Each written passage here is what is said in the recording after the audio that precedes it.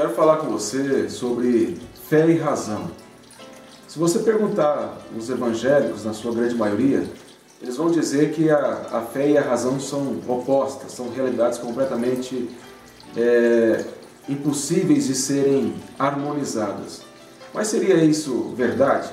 Quando você entra em sites ou blogs de ateus, você percebe que eles zombam da nossa fé, zombam do evangelho, zombam do cristianismo, dizendo que para ser um cristão ou ser um religioso precisa abrir mão do cérebro, ou que não tem essa peça que realmente vai levar a pessoa a raciocinar sobre a realidade. Eles ironizam com relação a isso.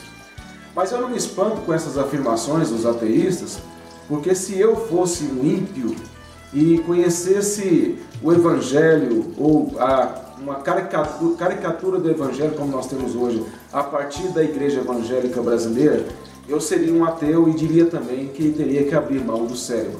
Na verdade, fazer parte da igreja evangélica hoje, na sua grande maioria, nesses movimentos da teologia da prosperidade, do misticismo e de toda essa realidade triste que nós temos enfrentado, é preciso você abrir mão do cérebro.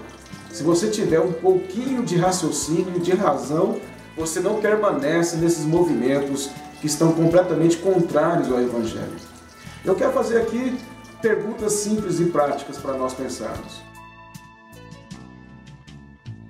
O que é fé? Se você perguntar, por exemplo, a alguns evangélicos, eles vão dizer que fé é você acreditar que Deus vai realizar os seus sonhos, que Deus tem promessas de vitória para você, que você vai conquistar os seus grandes sonhos de ter carro, de ter casa, de ter um grande salário, ou de ter uma grande profissão e assim por diante. Isso é fé para a maioria dos evangélicos. Mas seria isso fé realmente à luz da Escritura? Quando nós olhamos para a Escritura, nós vemos que fé não tem nada a ver com isso. A fé, primeiramente, eu vou dar 3 principais pontos aqui essenciais da fé verdadeira. Primeiro, a fé, ela é conhecer a Deus. É conhecer quem Deus é. A fé se dirige a um objeto. O objeto da sua fé é Deus. Então, como que você pode conhecer a Deus? É através da revelação que Ele faz de si mesmo. E onde é que Ele faz essa revelação? É na Bíblia, na Escritura. Então, quanto mais você estudar a palavra, quanto mais você meditar nela, quanto mais você estudar sobre Deus na Escritura, você o conhecerá, você saberá quem Ele é. E quando nós conhecemos a Deus, nós nos conhecemos. Se você pegar, por exemplo, a ideia que existe hoje no meio neopentecostal, na teologia da prosperidade, você conhece a Deus a partir do homem, a partir das expectativas do homem, das ideologias do homem e não a partir de Deus. A única forma de você conhecer verdadeiramente um homem é a partir de Deus. Mas primeiramente você precisa conhecer quem Deus é. E só pode ser realmente conhecido verdadeiramente através da Escritura.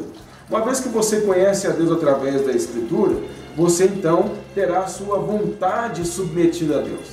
Você vai querer obedecer a Deus, você vai querer honrar a Deus, querer glorificá-lo, você vai andar com Ele, você vai colocar os seus sonhos e projetos e desejos conforme a sua vontade soberana e não conforme a sua própria vontade.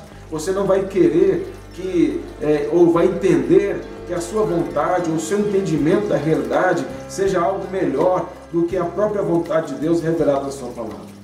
E aí, uma vez que você conhece a Deus, você submete a Deus no sentido de sua vontade submeter-se a Ele, você então confia nele, você descansa nele. Agora, quando você descansa nele, você descansa nas promessas que Ele faz a você, mas não as promessas que você imagina que Ele fez a você, não nas promessas que dizem a você, mas as promessas que estão contidas na sua palavra.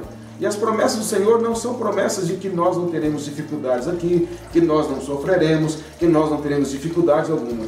Mas Ele diz que Ele estará conosco em todo esse caminhar. Ele estará conosco até a consumação dos séculos.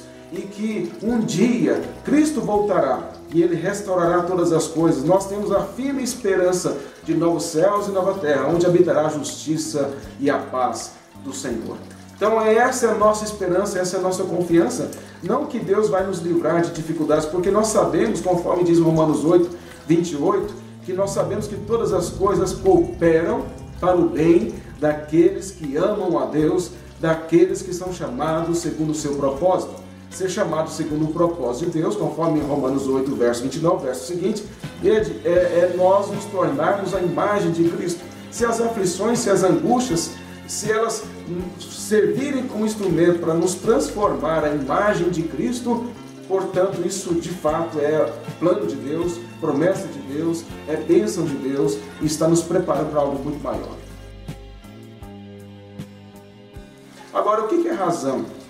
A razão, no sentido filosófico, seriam deduções lógicas a partir de premissas corretas. Isso vem desde Aristóteles, que mais trabalhou essa ideia. Então, se você tem premissas corretas, proposições corretas, você então vai ter, que é chamado de silogismo, você vai ter uma conclusão correta. Agora eu pergunto, mas o que é correto e o que é verdadeiro?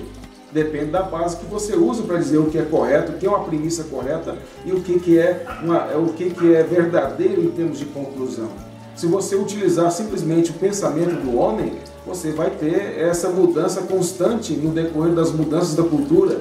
Mas se você tiver um firmamento fixo, imutável, que é a Escritura, e nós cremos que a Escritura é a verdade, logo, a partir da Escritura, você terá conclusões e deduções lógicas e corretas. Ou seja, a fé não é oposta à razão.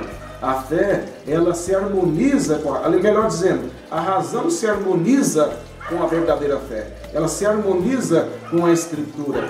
Deus se revela na sua palavra de uma forma lógica, de uma forma clara, de uma forma didática. O Salmo 19 diz que a lei do Senhor é perfeita e dá sabedoria aos simples.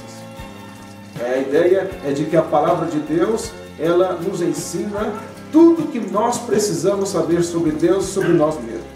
Se você quer interpretar a sua realidade de uma forma correta, você precisa utilizar o óculos que é a Escritura para interpretar a você mesmo, interpretar a própria realidade. A grande dificuldade que nós enfrentamos é que a igreja evangélica no Brasil, na sua maior parte, não sabe nada de evangelho, não sabe nada de Escritura, só sabe viver misticismo, gnosticismo e nada a ver com aquilo que realmente a palavra de Deus ensina. E realmente, os ímpios estão corretos em dizer, os evangélicos brasileiros, na sua maior parte, não têm cérebro.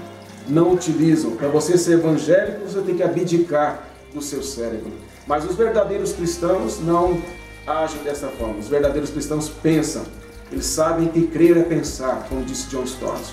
É entender à luz da palavra de Deus. Então eu desafio você, meu irmão, minha irmã, a não abdicar do seu cérebro.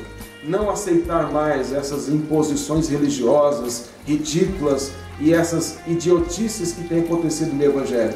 Mas que você coloque a sua razão, o seu coração, a sua vontade submetida à revelação que Deus faz de si mesmo, que é a Escritura, e que você possa andar com o Senhor nesses dias tão difíceis. Que Deus te abençoe e que você seja, de fato, um instrumento que possa ser útil nas mãos do Senhor para a glória do nosso Senhor Jesus Cristo. Amém.